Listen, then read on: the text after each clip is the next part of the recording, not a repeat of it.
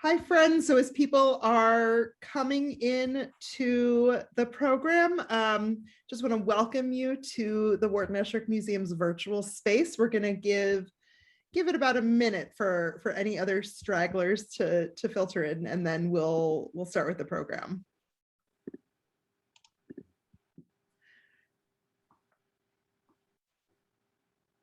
I'll say now that if you have not put yourself on mute, I'd recommend that you do so.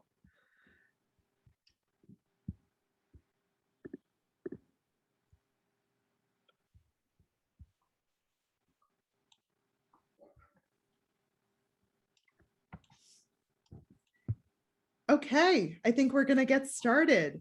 So welcome to everyone. I'm Emily Zilber. I'm the Director of Curatorial Affairs and Strategic Partnerships at the Wharton Esherick Museum. I'm so excited for you to join us today for our Creatives on Esherick with Roberta Massuch. This is a special program. Roberta's been a wonderful friend and collaborator for the museum over the past months.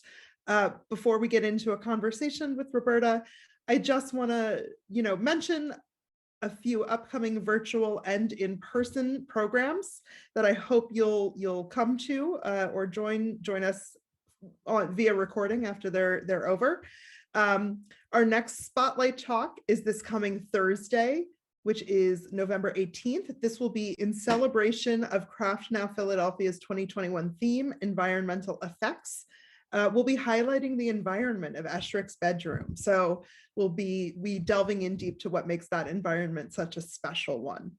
On December 7th, we'll have our second in a series of conversations related to the exhibition Daring Design, the impact of 3 women on Wharton Esherick's craft, which is currently on view at the Michener Art Museum. I just had the chance to see it last week and it's spectacular. I hope you'll see it before it closes in February. On December 7th, we'll have the exhibition's co-curator, Mark Spheri, also an artist and Esherick scholar, and certainly well known to this community, to join us to share more about his research and the role it played in shaping both Daring Design and his own artistic life. The call for our 28th annual juried woodworking exhibition focused on unconventional self-portraits, because what is the studio if not a portrait of Esherick himself? That's out, and if you're so inclined or you know an artist who you think would be a great fit for that prompt, please check that out on our website. You'll find information about other upcoming virtual talks, recordings of past programs on our website. And then I hope we'll see some of you in person at the museum now that we're open again to the public. In addition to the studio tours, we've got an installation in the Visitor Center, stories from the archives, new discoveries at the Wharton Esherick Museum. And of course, we have Roberta Massuch, artist in residence, on view through December. That's part of what makes it so special to welcome Roberta to WEM's virtual space today. Roberta is a Philadelphia-based artist, best known for her sculptural and functional work in ceramics. She spent several on-site residency days at the museum during fall 2020 and winter 2021 in order to create an installation with new site-specific works that reflect her sensitive and slow observation of Esherick's idiosyncratic home and studio over the course of many months. Roberta will chat with me today about her process in creating this new body of work, the connections she found between her work and Esherick's, and how spending time in the studio sparked new ways of thinking and seeing. Roberta received her BFA in ceramics from Northern Illinois University and her MFA from Louisiana State University, in addition to posts as an instructor at the Clay Studio in Philadelphia, Tyler School of Art here, and the Community College of Philadelphia, where she, I believe, is joining us from today. Roberta has received awards, including the Jerome Ceramic Artist Project Grant in 2009, the Independence Foundation Visual Arts Fellowship in 2015, and further recognition through publications such as Claytime, Ceramic Monthly, Musing About Mud, and various exhibition catalogs through the Clay Studio. We're thrilled to have Roberta here with us today, so I want to give her a warm welcome, and we can launch into the conversation. I'll ask folks to keep themselves on mute. There'll be time for questions for Roberta at the end, and you can either hold your questions till then or put them in the chat as they come up. If there are things that my colleague Katie Wynn can answer before we get to the end, Katie's standing by on the chat to help you out. So welcome, Roberta. We're happy to have you here. Hi, Emily. Hi, everyone. Thanks for having me join you virtually today. We've spent so much time in the studio together, so it's nice to have you in all of our spaces. It really was such a pleasure to have you as a resident artist at the museum during this past year. And I'm wondering if, before we get into the specifics of your time at the museum and the works you created, if you can share a little bit more with us about your background as an artist. I sort of alluded to some of that in your bio, but I'd love to know, if you could share a little bit more about the perspectives you brought into this project. Sure. So like Emily said, like you said, I've lived in Philadelphia for the last 8 years. My house is in the Strawberry Mansion neighborhood, and I have a home studio in the basement there. But I grew up in the upper Midwest, and I'm the child of a home ec teacher. So making has always been a part of my life, whether that be, cooking or sewing or, I don't know, gardening, really anything that we could make, we did growing up. And I always like to think about my studio practice relating directly back to the 3rd grade Student of the Month award that I received for being curiously creative. And I think that really relates to the approach I took at the Wharton Esherick Museum too. A lot of my studio practice revolves around observations of space and the things that we own and the architecture that we reside in, and then making those observations into 3-dimensional sculptural representations of those things. And Roberta, I'm just going to share an image here that Sure. Connects to that. Here we go.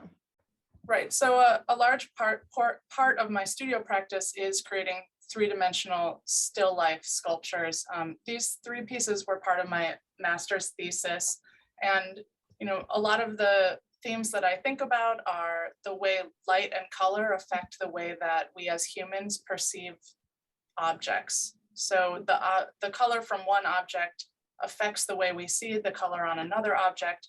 And those little kind of magic moments when you notice that feeling that you get when you say like, oh, look at that like stream of light hitting, across the window and then onto the chair.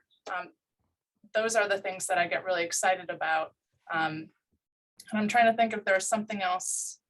I think that kind of sums up my studio practice and how I got into making art. I did start working with clay primarily in high school. And so for the last over 20 years, I've been working with clay, but also utilizing a lot of other materials. And I spend a lot of time in my studio drawing, doing collage, and I also make functional vessels. So. And I'll say that my first introduction to Roberta was through the functional vessels, which are sort of beautiful and bring that sense of slow observation and an interest in, thinking about the sort of power of everyday objects to serve as guideposts in your life into real time. And it's one of the reasons, in addition to Roberta's interest in light and shadow, that prompted me to reach out to her when we were thinking about putting this very low residency together.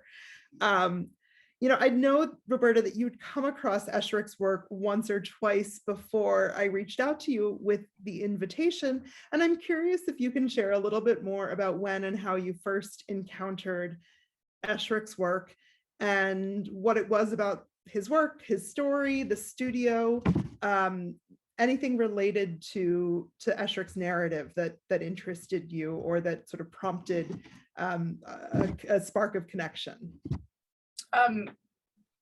If I'm remembering correctly, I first was introduced to Esherick's work when visiting the PMA on a field trip with the clay studio resident artists. It must have been in 2000, I don't know, 16 or 17. Mhm. And we saw the fireplace that's installed in, I don't know, is it still in that same space? Maybe it's moved now because of the new addition, but the Bach house fireplace was Mhm. there, and I was just amazed at the presence with the way the wood kind of skewed out at all of these angles, and it was so substantial and beautiful, and I never even thought about like anything looking like that. But then after I saw that, I was wowed, and then it kind of receded from like the forefront in my mind until I met Julie Siglin actually at a Craft Now fundraiser, and was then reintroduced to Esherick and his work. And shortly after meeting her, I took a trip out with a colleague who's also a ceramic artist to the site, and she took us on a very thorough tour. And I was wowed by the, first of all, the amount of visual information on site. Mhm. Everywhere I looked, there was some tiny thing to notice. And I was also really curious about Esherick's ability to solve his own problems in such like a thoughtful and often like not beautiful way. For example, in the photo on the right here, that like lid that is just covering a light, he just solved his problems with what he had, and I thought that was really really moving. And I also really enjoyed going through this space and seeing the amount of like back and forth between the two-dimensional and three-dimensional pieces Mhm. and the work in the space, and how everything was connected through the same visual language, even though the material was maybe completely different. And he was definitely like a very like, I don't know, had to make at all times, and had that energy to like continue making and always be like moving and creating something, is definitely something that you can feel when you're in the space. So Yeah, that's we often talk about that as the sort of call to get busy that people leave with, right? People enter the space and have this feeling of, oh my gosh, every spare moment is filled with making. yeah. And what would my life look like if that sort of stayed with me? And so that's, you really put it in a beautiful and eloquent phrasing. Right. Um, I see connections there too, including the ways that architecture and light can transform experience and tell stories. Um, the value of the ephemeral, I think, even as we're in this place that has so much material, there's also these moments that are just about being in the studio at a certain time of day, right? And then they're gone. Um, and then also, how objects are in relationship to one another, how they have conversations with each other, and how they make something bigger than the sum of their parts. I'm curious if you can talk a little bit about how you first approached the invitation to come and think about Esherick's space more deeply, and specifically how that approach might have changed as you discovered additional connections between Esherick's thinking and your thinking over the course of your visits to the studio, which we had several over the course of 2020 and 2021, roughly spaced out by a month, 6 weeks, but generally lasting the length of a working day. Yeah, so I think at first, after our initial conversation, it was very apparent that, well, let me back up just a minute. After we spoke the first time, I was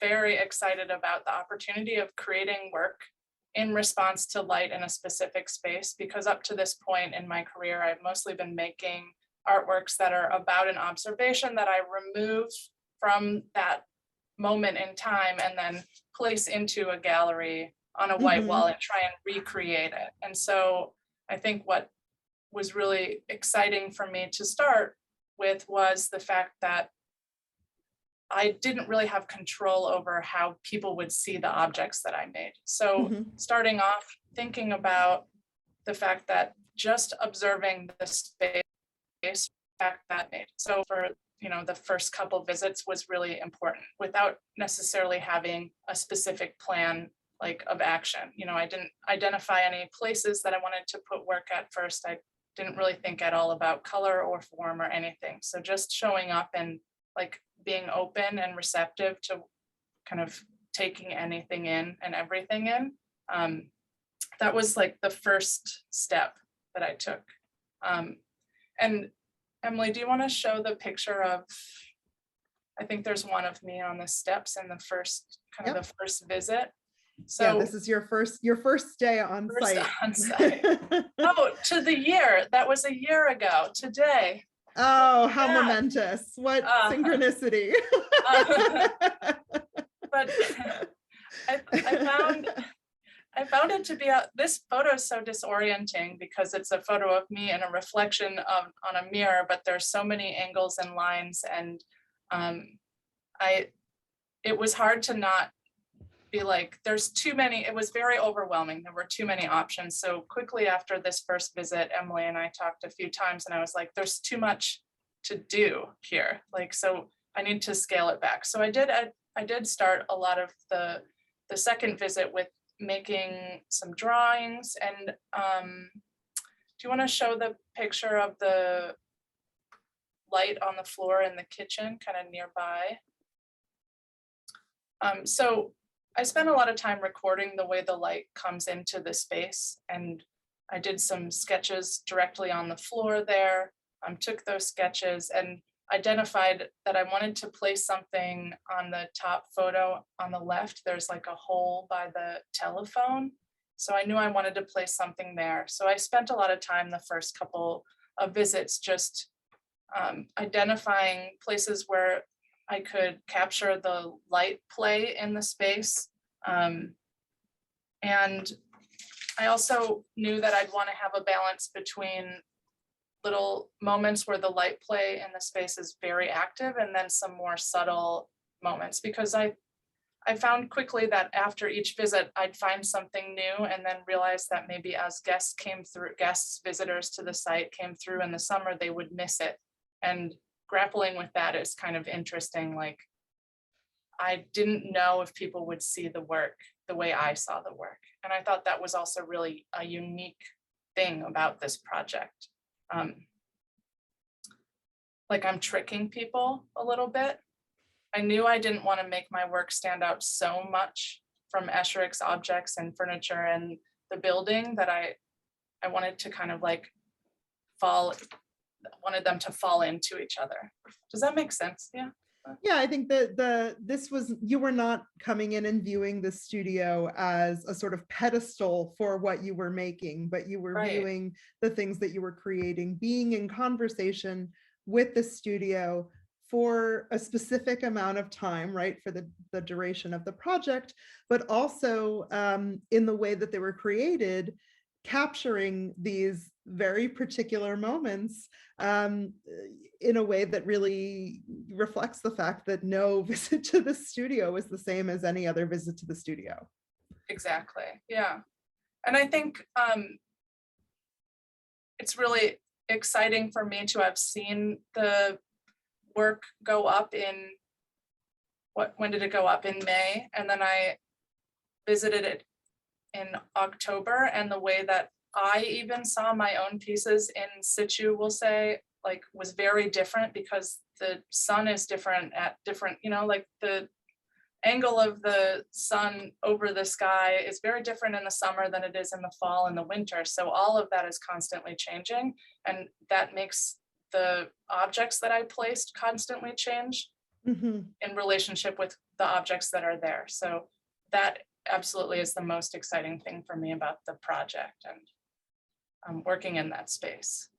And I think we had a conversation when you first came back in the fall where you were saying, oh, the light is the way it was when I was first making these observations. It hasn't been like that for a whole year, and now you get to sort of see it come through again. Yeah.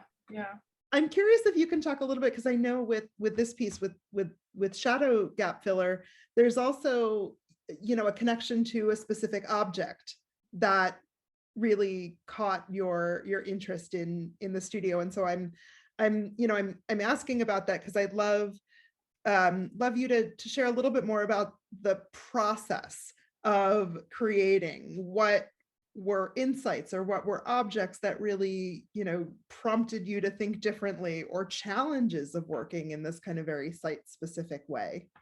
Yeah, I think, well, so for this piece there, and I don't have a picture of it here, but there's like a metal cast grate that's actually a map of the property, and it's sitting in the sculpture bay, like, Let's see if we I don't know, it's like maybe this big. I don't know. Oh, my sculpture well picture doesn't. Oh, you can see I've got it the there. edge of it there. Oh yeah, there we go. It is. Okay. So I really liked that, and I was thinking, like, how can I incorporate like a flat piece somehow into a space? And even though the images that, like, the image that I created in the piercings of the shadow gap filler piece under the stair nook hole cubby thing, so that was a lot of words anyway. I wanted it to reference that map of the property, and I was mapping the record of the shadows on the floor in, you know, March of 2021 at 3 p.m. or something. So there's this record of the activity that I was doing, and then referencing the map of the property. And then also, if you go to the slide of the gap filler in place, maybe you can see that that also then reflects. So there's, like the picture of me with the mirror, there's a lot of back and forth happening between like something that's two-dimensional, like a sunlight on the floor, transferring into a three-dimensional object that's then also transferring an image back onto the floor. And I think all of that is kind of speaking to the way that Esherick also thought about his work. There was a lot of back and forth between all of the modes of inquiry that he was going in. You know, so yeah. Are there other sort of specific challenges of working on the site, or working in this site specific way, or other insights that really sort of come front of mind when I ask you about the impact of the project on your working process? Yeah, I think often what I'll do in my studio is like make a big catalog of things, and then kind of sort through them and arrange things and make choices based on like aesthetically what I find pleasing. So that's very different than what I had to do in this space. You know, with my sculptural practice, I'm often like, do I like this color next to this color, or this color instead? And it's more about just like formal decision making. And for this project, I had to be a lot more intentional about planning. Since I was not using clay on site, I was making all of my plans and taking measurements, and then going home to my basement studio to build things. And hopefully they fit, because clay shrinks and there's a lot of like technical problems with it. But everything did end up working out okay. I just had to take a little bit more of a I don't know, logistical approach to it, and including like making sure that I was using materials and like fixtures that would be appropriate for the site. You know, there were meetings with you and Andy about what I could use to put things in place, and you know, just quite a bit more than if I was in my studio just like playing around, you know. And on the same time, I remember these days that you were on site sort of creating scale cardboard models on a table set up outside the studio, and sort of going back into the studio and adjusting the size of the cardboard model.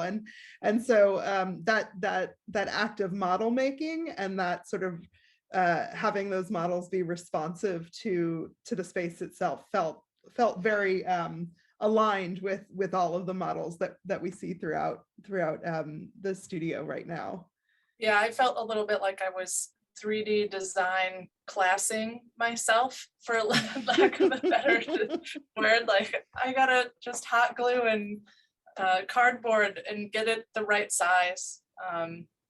So, but that was one of the more fun days, like building some work on site instead of just taking my images on a screen and then trying to sort through images at home. So I think it definitely revealed that, like, the actual process of building and being more immediate it's really essential for me. Yeah, there's that thinking through making that happens that's different than any other kind of thinking, I think, that you do.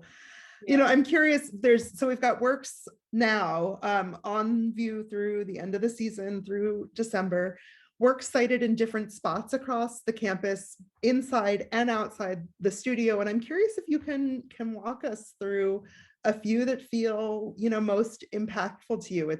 We've been able to spend a lot of time with Shadow Get Filler, but I'd love to hear your thoughts on some of the others. So I think that the most active piece is the stepped form that sits in the tall narrow window in the main part of the studio. Oh, and here we've got, sorry, just one more image here where we've got that sort of light that's been the pattern has been shifted. Yeah. Let's get you two. Here we go. So this is one of the early days of planning. So because the light coming in this window in the main part of the studio is so active throughout the day, even on a cloudy day, the window kind of like throbs. I don't know a better word for it. So I knew I wanted to hide some colorful form behind this wood chimney form. That is a model that I don't know what kind of wood it's made out of. I knew at one point, but I've forgotten right now. So, I'd come on site with my stack of color aid paper and try different colors out. And it really made a difference between just the piece on the left, or the image on the left is just the wooden form in the window. And then the two on the right were with different color aid papers hiding behind it. And if you go to the next slide, you can see the stepped form that I made on the right. You can see it sits right up behind it. So I wanted to speak specifically to the duality that Esherick often had in his models for the monumental sculptures. So my piece would nestle right in behind it. And if you were standing looking straight at the window, you wouldn't necessarily see the piece that I had made.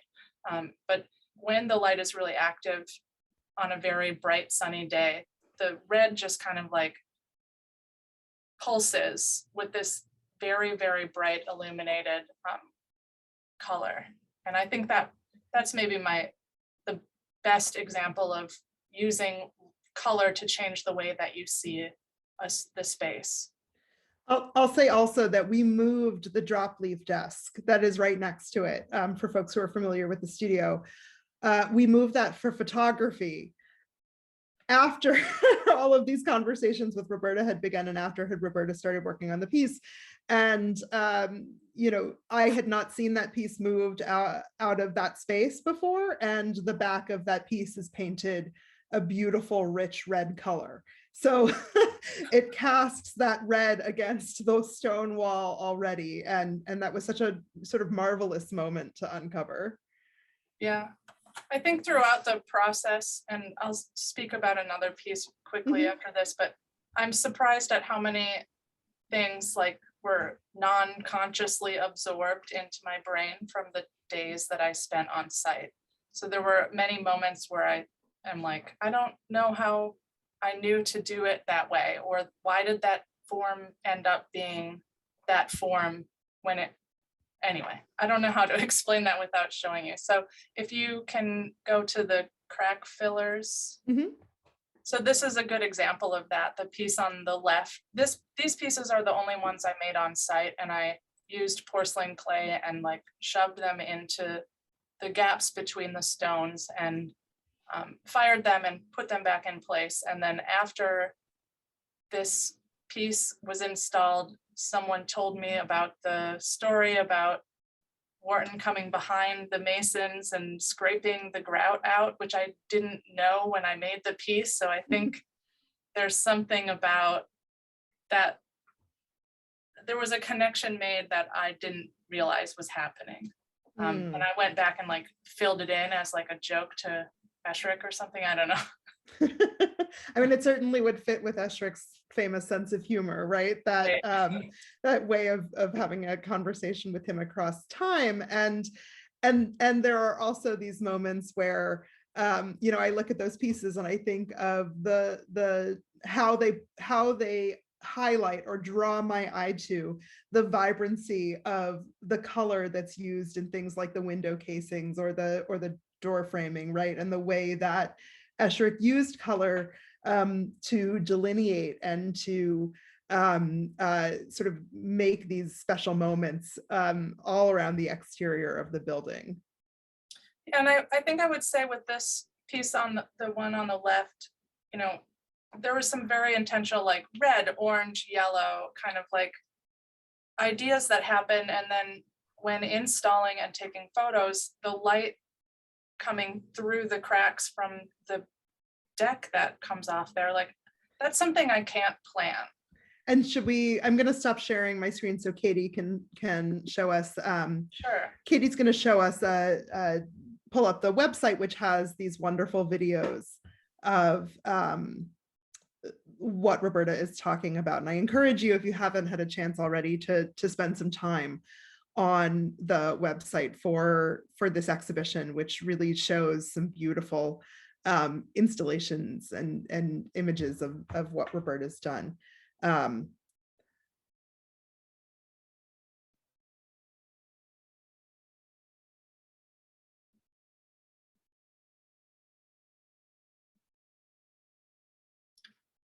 So as the sun passed, this is a time lapse from, I don't know, it was only a few minutes, maybe 15 minutes. As that light streamed across and illuminated each of the pieces that I had made, you know, I don't really know what else to say other than it worked the way I had hoped it would work. And I think initially with the project, I was like, oh, I'm going to look at the sun charts of how the sun, there's all these pen documents about where the sun is on certain days moving across the sky and how it illuminates the studio. And I thought, how can I plan this out? But, you know, I thought in the end, like I could plan and plan and plan, and then nobody would be there to see that, even myself.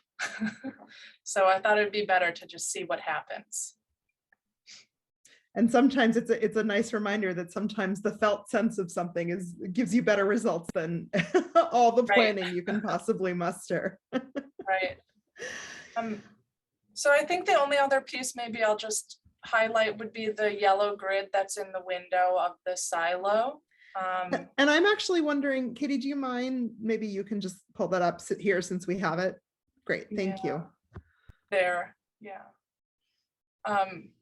So I wanted, with the piece in the windowsill on the left, I really wanted to think about if light came through a 9-pane window and landed on the floor and skewed out into what I think of as very similar visual language to what Esherick uses in his skewed grid, and the way that the parallel lines are always a little skewed in a lot of his early work.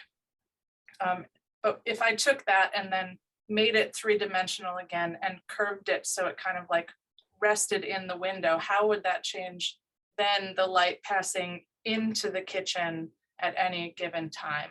I think this piece also is like the most visible piece, but from what I've heard, some people who are even very familiar with the studio are a little confused. Like, has that always been there? What's happening here? And I think that's kind of a little bit of a tongue-in-cheek bit of humor, like, who made that piece? I don't know. Is it, you know, it could have been made by Esherick, but it also is very different physically because it's a it's a soft, like glazed surface. And I think surprisingly that actually is better viewed from the outside. I thought seeing it from the inside would be really magical. But I think it works better on the outside of the building. Although I'll tell you, Roberta, there's been days when we've been here with tours or with other people where you do get those magical moments of light. And I'm trying to think, the one day where the light came through in such a beautiful, like sort of skewed pattern onto somebody's pant legs. And it was almost like Esherick had designed some fabric with you right in the, so the sort of ephemeral nature of when these things do what you want them to do and when they do something else you never even thought of, I think really has come through as we've lived with this installation over the course of the last couple of months. Yeah. It's been great to have it up for so long. It has. We were also thrilled that your experience at the studio then went back into creating new vessels that bring the architectural and formal language of Esherick's space into your own practice. And so Katie's coming down. We have these fantastic vessels that are in the shop that sort of link more specifically to Roberta's regular practice. And I'm curious if you can talk a little bit about adapting the language of the studio and bringing it back into, a language and a way of making that's more familiar to you. Yeah, I was thinking about this question, and I think there's elements in each of these that link specifically to like parts of the building instead of being about the light, it's about the actual building as space. And maybe can we stop them spinning? Is that I'm like really distracted by that. Okay, so these link not only the observations from the Wharton Esherick Museum, but then into my other practice, which often is like looking at Art Deco architecture. So I'm kind of merging them together, but also merging my components of the museum into it. So I knew I wanted to do like mostly primary colors. I also really wanted to incorporate some, if you scroll down just a little bit, the piece here, the turquoise awning, is supposed to be directly referencing that little awning over the door out to the porch. And underneath it's reflecting, it's painted, I think, bright red, so that will reflect onto the other portion of the piece. And so I think for me, taking all of the ideas that I absorbed and the visual information I absorbed, and then just like going in the studio and playing around with like making decisions in a less intentional way. And by less intentional, I don't mean I didn't mean to do it. I just meant it didn't have to be planned so specifically to the site, so I could just play a bit more. And I really had fun making these pieces. So they're really fantastic, and I think it's so interesting to see. I think you rarely get to see this kind of an example of how, when you do a residency project with an artist, how that time on site might show up in what they do next, right? So it's such a privilege, I think, for me that you were interested and willing to create these works, because it really does give that full sense of the narrative in a really compelling and unusual and often inaccessible kind of way. Yeah. I'm curious, before we sort of open things up to questions, if you can share a little bit about what's most exciting in your work right now and what's next for you. I know that folks who've been introduced to your work through the Esherick Museum will hopefully want to sort of keep watch and think about what's coming next for you in your practice. Well, I Emily knows this, but I just finished a 3-month residency at Northern Clay Center in Minneapolis, where I was working through a project I called Wandering in My Homeland. So absorbing like the landscape and architecture of that space that I remember from when I was much younger and incorporating that into new sculptural vessels. And so right now I'm working on that work. It'll be in an exhibition next summer in Minneapolis that will travel around the state. But a lot of my work really, and especially after this project, I've really focused on the way that the architecture and the spaces around me impact directly these sculptural vessels. So I think I'll move forward more like diligently with a series of work that's specifically about like translating the experience of traveling to a new place. I'll be going to Miami Beach for just like 2 days because I want to see a specific Art Deco hotel that's there. So traveling around to see some of these architectural spaces would be really exciting. And then, you know, this hasn't happened yet, but I just came across another potter friend of mine who recently finished up a project at falling water, and she made a series of vessels in response to falling water. So I think it'd be really exciting to continue having conversations with people who are making vessel and ceramic vessels and then responding to architectural sites, especially if they're like a significant historical landmark. That's fabulous. And I hope you will keep us involved as if you guys have further conversations, because I think, you know, I look at this and I see one of the real,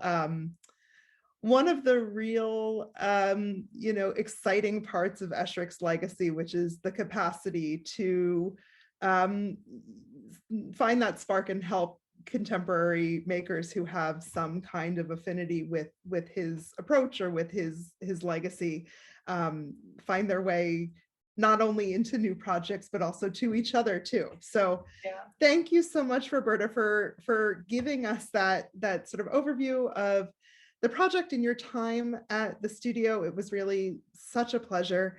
And I want to make sure that we have some time for questions. So if folks would like to ask Roberta a question, you can unmute yourself or put a question in the chat. Either works.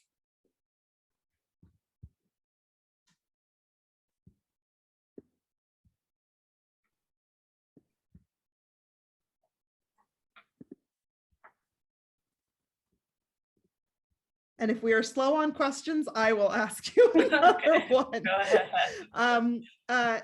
So I'm curious if you can talk a little bit more what it was like trying to sort of build a relationship with an artist and an artist's work where that artist couldn't be in sort of direct conversation with you. You were getting to know somebody through books and through time in their space, but this is, you know, not like a it's a collaboration, but it's not a collaboration where you two can sit across the table at each other and say, okay, you know, Wharton, what should I do in your space? Right. Yeah.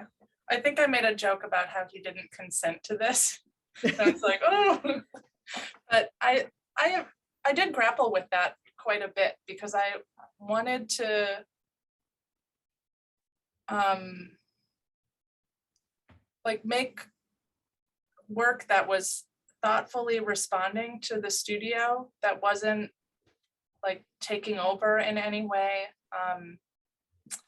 And it was really hard to do that. I don't really know like how else to elaborate that, you know, and because like all of the information that I had about him was through the books that I was reading about him, but also then just through the work. I read the big book that Bob wrote and a couple other of the smaller texts, and, you know, looked through the Modern House book. I can't remember what the title is, but you know, I looked at the work that Becky Suss made in response to the space and through some old exhibition catalogs, and tried to take in as much as I could, but at a certain point, I just thought it has to come through being there and absorbing that space. And since my work was meant to respond to like the light and the color in the space, I think that maybe helped a little bit. So yeah, but it was tough, you know, to want to be respectful of what Esherick built there, because it is really special. Yeah, I think to want to be respectful, but also to want to be in productive dialogue too. And I think you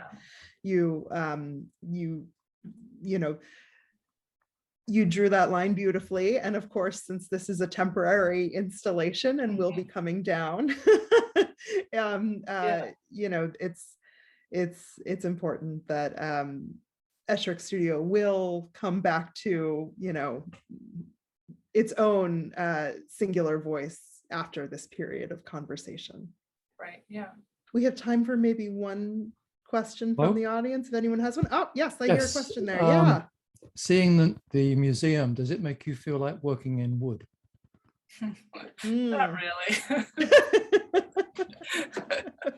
I've done, you know, my fair share of some building in wood, and I'm definitely not a measure twice, cut once person. So, you know, ceramics has its own set of struggles, but at least I used to do ceramics as well.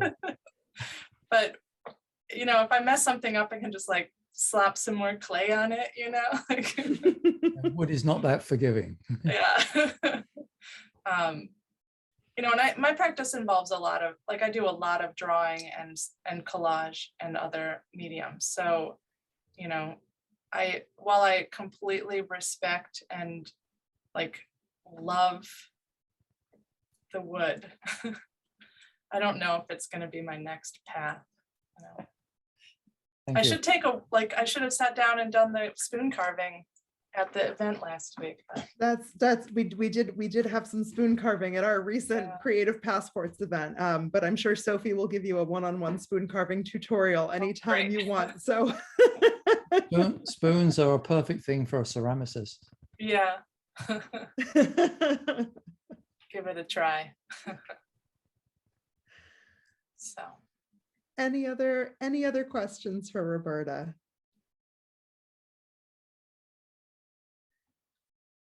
Well, if there aren't any other questions, I want to say thank you again to Roberta, not just for the conversation today, but for your really nuanced and intelligent and thoughtful approach to working with the studio space.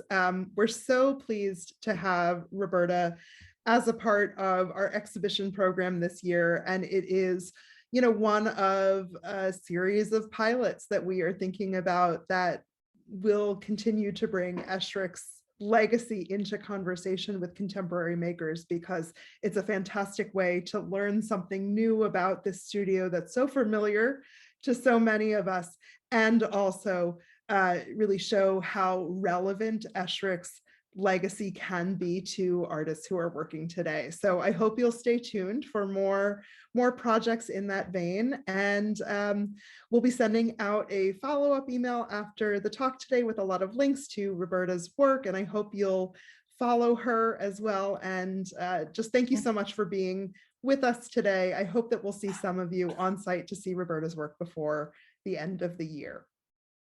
Thanks. If folks want to unmute themselves and wave goodbye as they head off, that's sort of a Esherick Museum tradition. Thanks. And we'll see you all again at the next program.